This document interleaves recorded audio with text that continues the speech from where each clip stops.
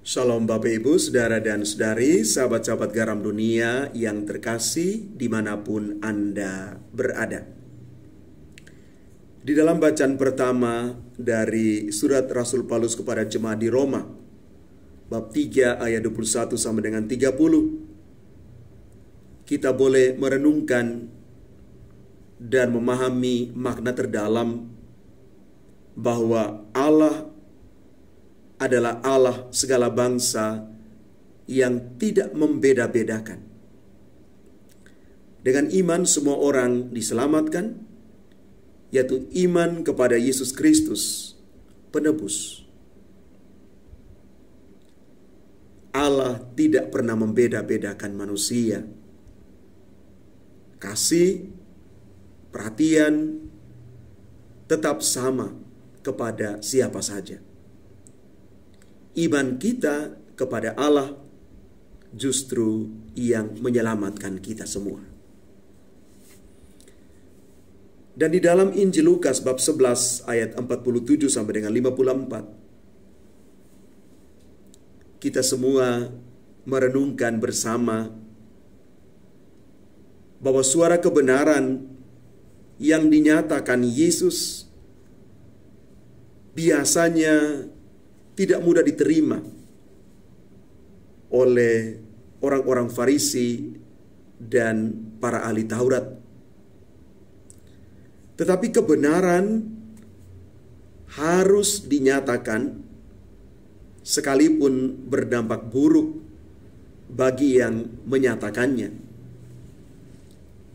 Yesus sudah siap dengan segala konsekuensi ketika dia menyatakan kebenaran itu.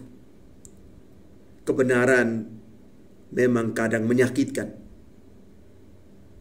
Tidak semua orang bisa menerima itu.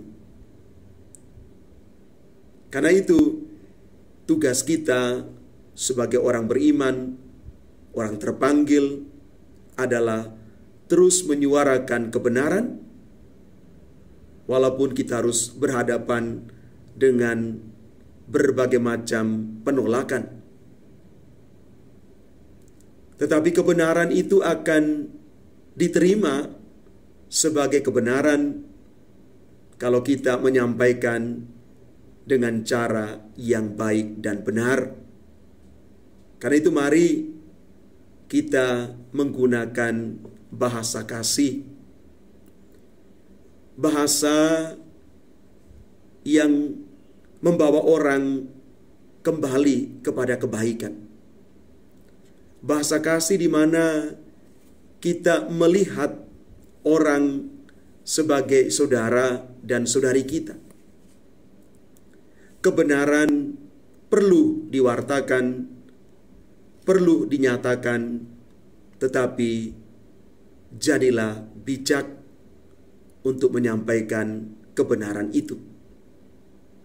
Bapak, Ibu, Saudara, dan Saudari yang terkasih,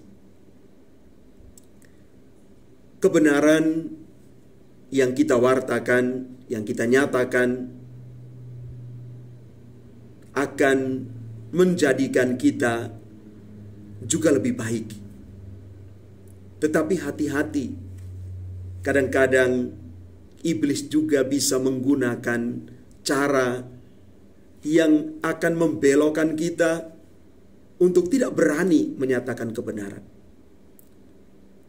Atau juga mungkin kadang-kadang kita salah menyatakan kebenaran itu.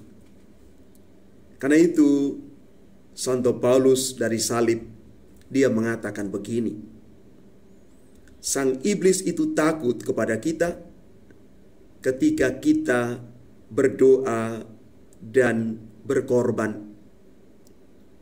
Dia juga takut ketika kita semakin rendah hati dan melakukan kebaikan. Karena itu mari Bapak Ibu, Saudara dan Saudari yang terkasih, kita minta rahmat Tuhan supaya semakin hari kita betul-betul hidup di dalam semangat pengorbanan, makin rendah hati, makin baik di hadapan Tuhan dan sesama. Dengan demikian, kita boleh menjadi orang-orang yang siap untuk menyuarakan kebenaran itu.